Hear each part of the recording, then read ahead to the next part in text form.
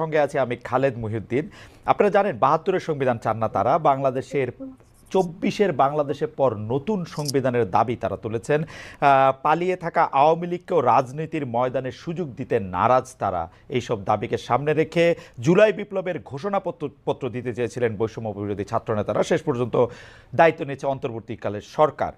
যদিও সরকারের সমন্বয়কদের প্রতিনিধি আছেন, এসব বিষয় নিয়ে কথা বলার জন্য আজ আমাদের সঙ্গে রয়েছেন জুলাই বিপ্লবের রূপকার, বৈষম্য বিরোধী ছাত্র আন্দোলনের আহ্বায়ক জনাব হাসনাত আবদুল্লাহ।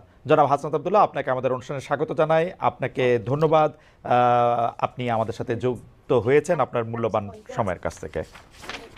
আপনাকেও ধন্যবাদ খালেদ ভাই।